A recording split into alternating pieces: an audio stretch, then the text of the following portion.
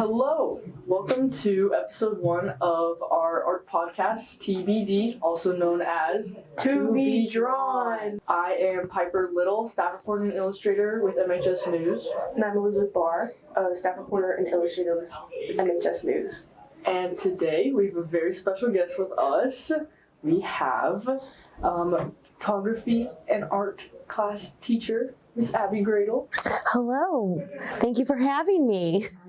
Hey, no problem. So we're going to ask you a few questions about art. Lay it on me. We'll just jump right into it, okay? Okay. First question. What's it like teaching art at Marquette? Great question to load into. So I've been at Marquette for 17 years. This is my first teaching job from college to here. So teaching at Marquette, that's all I know. I've never taught anywhere else. So what is it like teaching in an art department? We have a pretty well-established art department and well-supported. Having 6 art teachers is pretty awesome that we get to offer a whole lot of different types of art, mediums, and different classes for kids to do, which is way different than when I was in high school. And I only had 1 art teacher. Thinking about teaching art here at Marquette, I get to teach something that I really enjoy teaching, and photography is something that I wanted to teach when I was going through college and envisioning what I would teach.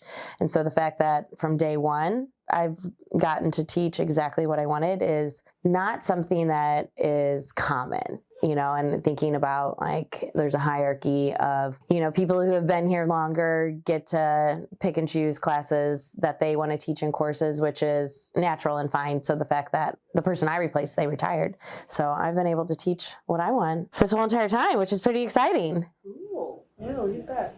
You only teach photography? Pretty much. Majority of my day is photo 1 and advanced photo. And then every once in a while, I'll have an art fundamentals class peppered in, but not very consistently. And then I also teach a design applications class, which is like a business design firm of an art classroom where it's not just creating art for your own ideas, it's having clients and what is their art interests. And so that one is a newer class, and that one's really exciting to teach too. Do you have any extended advice on anyone that might be in a little bit of a creative dip, block in their art, if it's photography, if it's anything? Yeah, I think it's natural to have ebbs and flows, especially with creativity or just interest and drive. I think that can be parallel to any type of hobby or career path, of where there are certain things that once used to get you really excited about things, and then as you do them, it loses its nuance a little bit. So I think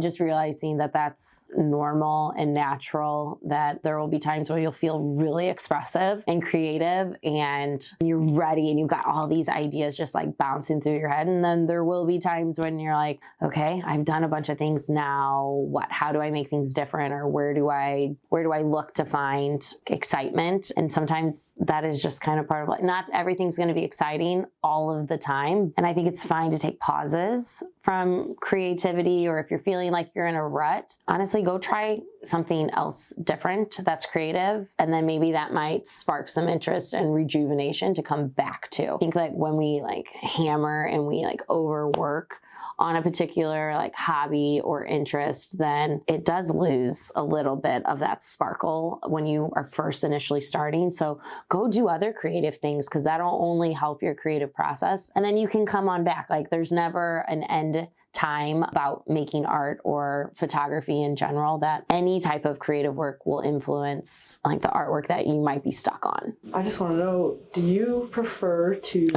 shoot on digital, or do you film? Because I know that film is a lot of extra effort. That is a great question. I really like the look of film, so I just want to know. So I have a split answer, if you'll allow it. As far as the everyday access, I think digital it's right in your pocket and it's convenient, and you can create good images and creativity and memory keeping. To me, I think digital is more so memory making, and it can still be a valid art form, but I agree with you that it does have steps and effort to go through it. But there's something about film and that root form of an of an artwork of where not only do you have to do all of the same things about composition and subject matter choices and lighting, you have to do that whether it is film or digital, right?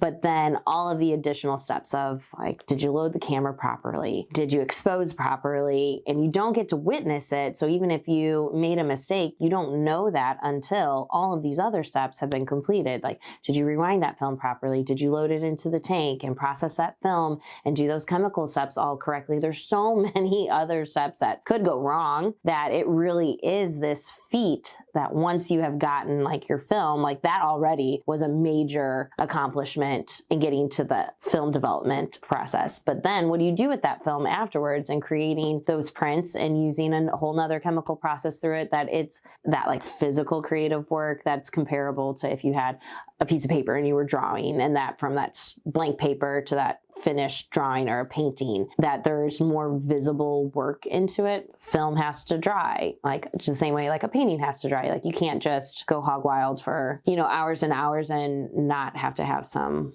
like waiting time in between. So I think that's the difference for me. Like what do I value intent as like the creative process? I'm going to lean into film, but I'm more of a purist when it comes to photography and film. Like I prefer black and white film because I also think it's something different than what we are accustomed to in our society. We see digital artwork everywhere we look. And even when we're not even intending to look, it's down our throats, in our eyes, in our faces, in social media, on the news, in advertisements, in physical publications, and like newspapers and magazines. Like there is digital is everywhere. So it's nice to have something that is different.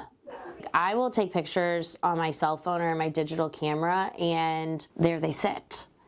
And this sounds like crazy, especially considering what I do for a living, but I don't really print out as many pictures as when I think about like when I was in high school. Like I had a film camera in my backpack, in my purse, like always with me. And then in order to be able to see what your result was, you had to go get it to be printed, and you had those physical pictures. But I'm guilty of it too, that my photos like live inside of my phone or live inside of a memory card, and that defeats the purpose that it's like almost like we are like sedated when it comes to this like easy access to digital photography, that we then don't go to that final step to like finish the printout. Do you have anything else to add? Sign up and take photography classes and art and design applications so you can see what it's like to be a working artist, whether it's a photographer or a painter or graphic designer, all kinds of art mediums that are happening. And take art classes. And whether you think you're artistic, I think is a misnomer, that you just need to start and to learn and to start exercising your creative muscles to get access and to get experiences, that you don't need to be perfect at it and you just need to start trying. I second that completely. Yeah. Well, thank you for being here with us today. I have been Piper Little with MHS News. Elizabeth Bahr, MHS News, and Abbey Gradle, Marquette Photography. And this has been episode 1 of TBD, or To Be Drawn. Thank you guys for listening, and hopefully we will see you again soon.